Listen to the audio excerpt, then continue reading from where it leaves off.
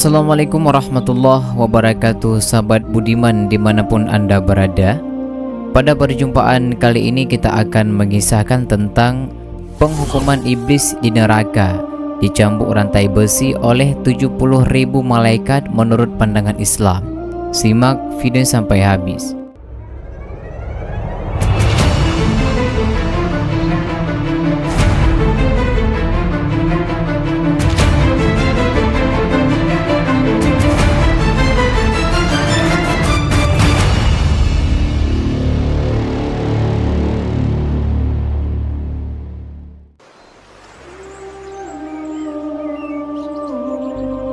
Teman-temanku seiman yang dirahmati Allah, dalam pandangan Islam, neraka merupakan tempat penghukuman bagi mereka yang telah menentang perintah Allah dan melanggar prinsip-prinsip moral. Salah satu makhluk yang menemui nasib tragis di dalamnya adalah iblis, yang pada awalnya adalah makhluk yang alim lagi terpilih, namun terjerumus ke dalam kesombongan dan mendurhaka. Nah, sahabat budiman, sebelum kita menjelaskan penjelasan lebih panjang, terlebih dahulu kita akan mengenali sosok iblis, jin dan setan menurut Islam. Setan, iblis dan jin merupakan makhluk gaib ciptaan Allah Subhanahu wa taala selain malaikat yang tidak kasat mata. Ketiganya memiliki perbedaan yang dapat diketahui dari makna dan sifat-sifatnya. Lantas, apa perbedaan setan, iblis dan jin? Berikut penjelasannya. Mengutip dari kitab Tawdihul Adillah 1 karya Kiai Muhammad Syafi'i Hadami, kata setan menurut Syekh Ahmad As-Sawi berasal dari kata syatana, yang artinya jauh dari rahmat. Makna setan sebenarnya merupakan nama sifat dan ia tidak memiliki bentuk ataupun asal tertentu. Setan juga dapat menjadi sebutan bagi bangsa jin ataupun manusia. Jin yang bersifat durhaka adalah setan. Demikian pula umat manusia. Apabila ia bersifat durhaka, maka dia memiliki sifat setan. Hal ini sebagaimana dijelaskan dalam Al-Quran Surah Al-An'am ayat 112.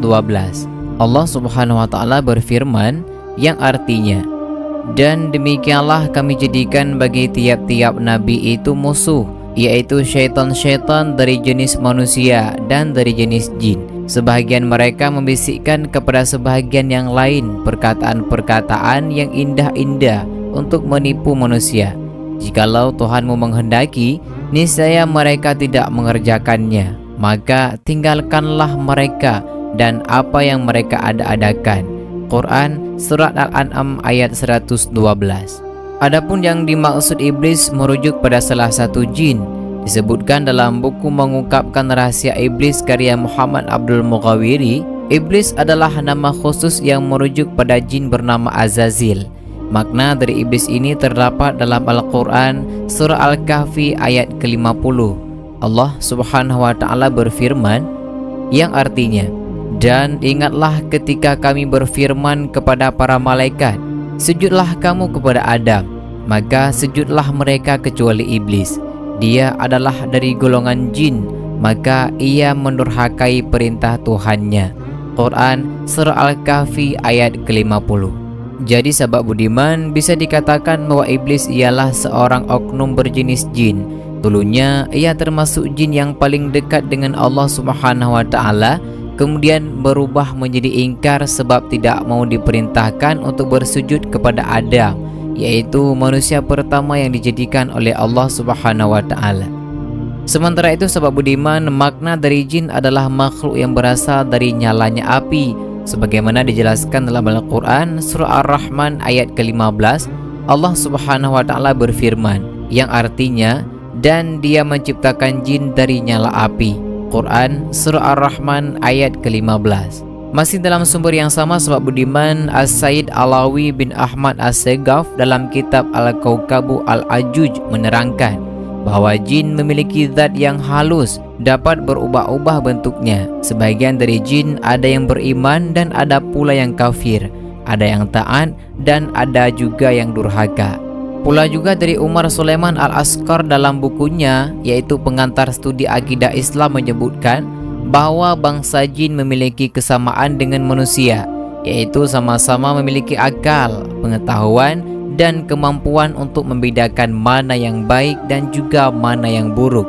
Jin juga diciptakan untuk menyembah kepada Allah Subhanahu wa taala sebagaimana dikatakan dalam firman-Nya pada surah Ad-Dariyat ayat 56 yang artinya, dan aku tidak menciptakan jin dan manusia melainkan supaya mereka mengabdi kepadaku.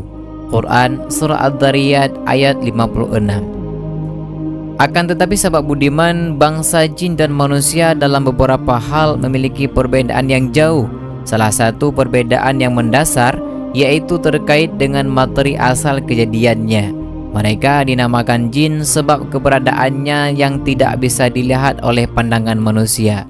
Itulah perbedaan antara setan, iblis dan jin menurut Al-Quran. Iblis termasuk salah satu dari jin yang diciptakan dari api, sementara setan hanyalah sebutan bagi bangsa jin dan manusia yang memiliki sifat durhaka. Kita kembali kepada penjelasan yang tadi. Iblis yang dulunya dikenal sebagai Azazil telah dijatuhkan dari kenikmatan surga karena menolak untuk bersujud kepada manusia yang baru diciptakan oleh Allah Subhanahu wa taala, yaitu Nabi Adam alaihissalam. Kehendaknya yang keras kepala dan sombong membuatnya terusir ke neraka bersama dengan para pengikutnya. Namun, hukuman iblis tidak berakhir di sana. Menurut beberapa hadis dan interpretasi Al-Quran, di neraka iblis mengalami siksaan tambahan yang mengejutkan. Salah satu siksaan tersebut adalah dicambuk rantai besi oleh 70.000 malaikat. Pada saat ini sahabat budiman, iblis yang pernah memiliki kedudukan tinggi di antara malaikat sekarang menjadi sasaran kebencian dan hukuman dari para penjaga keadilan Allah Subhanahu wa taala. Rantai besi yang digunakan bukan sembarang rantai, melainkan rantai yang terbuat dari besi neraka yang membara, memberikan rasa sakit yang tak terbayangkan. 70.000 malaikat yang mengeksekusi hukuman ini masing-masing memiliki kekuatan dan otoritas yang luar biasa. Tugas mereka adalah untuk memastikan bahwa hukuman terhadap iblis sebanding dengan kesalahannya. Dengan kekuatan luar biasa yang diberikan oleh Allah Subhanahu wa taala, mereka mencambuk iblis dengan penuh keadilan dan ketegasan. Siksaan ini tidak hanya merupakan akibat dari durhaka iblis terhadap Allah, tetapi juga sebagai peringatan bagi umat manusia. Dalam ajaran Islam sahabat budiman, iblis dianggap sebagai musuh bebuyutan manusia yang selalu berusaha menyesatkan dan menggoda mereka agar berpaling dari kebenaran. Hukuman iblis di neraka termasuk dicambuk oleh rantai besi, memberikan gambaran yang kuat tentang keadilan dan hukuman yang menanti setiap individu yang mengikuti jejak kesombongan dan ketidaktaatan. Meskipun hukuman tersebut terdengar sangat mengerikan, dalam Islam, konsep neraka dan siksaan bukanlah untuk menakut-nakuti semata. Lebih dari itu sahabat budiman, itu adalah peringatan dan pelajaran bagi umat manusia agar mengikuti jalan kebenaran dan taat kepada Allah Subhanahu wa taala. Melalui kisah nasib iblis di neraka, Islam mengajarkan nilai-nilai ketaatan, rendah hati, dan kepatuhan kepada Sang Penciptanya. Pula juga sahabat budiman, dalam Islam, setan merupakan makhluk ciptaan Allah Subhanahu wa taala dengan sifat jahat, membangkang, tidak taat, dekat maksiat, melawan aturan, dan durhaka. Tak hanya dari kalangan jin, manusia yang memiliki sifat-sifat tersebut juga dapat disebut memiliki sifat setan. Menurut ajaran Islam, terdapat nama-nama setan yang dibedakan berdasarkan tugasnya. Hal ini sesuai dengan firman Allah Subhanahu wa taala dalam Quran surah Al-An'am ayat 112 yang artinya, demikianlah kami jadikan bagi tiap-tiap nabi itu musuh, yaitu setan-setan dari jenis manusia dan dari jenis jin. Sebagian mereka membisikkan kepada sebagian yang lain perkataan-perkataan yang indah-indah untuk menipu manusia. Quran surah Al-An'am ayat 112. Sahabat budiman yang dirahmati Allah, menurut ajaran Islam terdapat nama-nama setan yang dibedakan berdasarkan tugasnya. Berikut adalah nama-nama setan menurut Islam. Yang pertama, Syabru. Makhluk ini selalu berurusan dengan segala bentuk cobaan yang menimpa manusia. Setiap kali manusia mendapatkan cobaan, manusia akan dibuat resah dan tidak sabar dalam menghadapinya. Segala respon berlebihan kala menerima musibah, seperti menangis histeris, depresi, dan sebagainya, berkaitan dengan pengaruh setan Sabru. Yang kedua adalah Dasim. Dasim adalah setan yang bertugas untuk menghancurkan keharmonisan rumah tangga pasangan suami istri. Ia mengobarkan rasa benci di antara pasangan suami istri hingga terjadi perceraian. Godaan dan pengaruhnya dapat semakin terasa jika suami tidak mengucapkan salam kepada keluarganya saat hendak masuk rumah. Yang ketiga adalah Zalanbur. Zalanbur bertugas di pasar-pasar untuk mengobarkan pertengkaran, caci maki, perselisihan, dan pembunuhan di antara manusia. Janji-janji palsu pedagang kepada konsumen juga merupakan tipu daya Zalanbur. Sedangkan yang keempat adalah Walhan. Walhan bertugas mengganggu manusia saat bersuci, saat sedang bersuci seperti berwudu, mandi, ataupun kegiatan lainnya.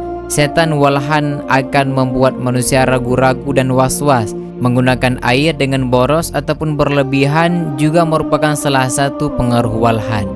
Sedangkan yang kelima adalah Khanzab. Jika ada rasa malas yang menyerang manusia saat ingin menunaikan ibadah wajib seperti sholat, itu merupakan salah satu hasil ulah setan Khanzab.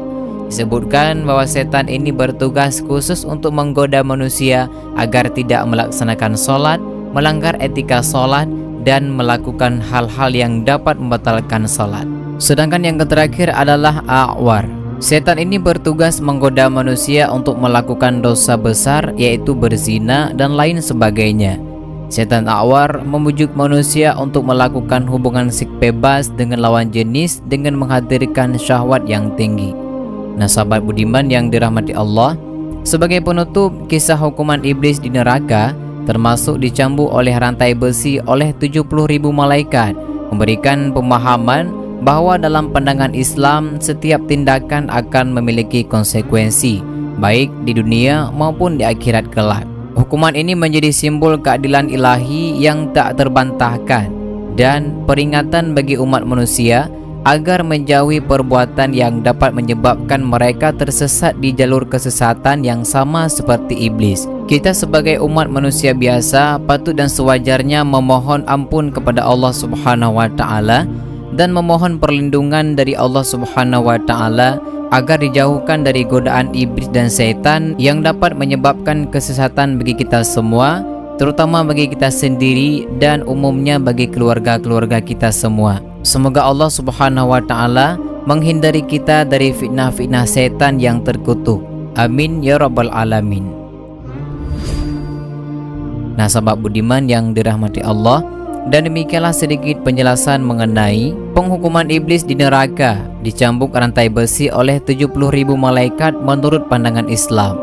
Semoga dari penjelasan ini dapat bermanfaat bagi kita semua. Amin ya rabbal alamin. Wassalamualaikum warahmatullahi wabarakatuh.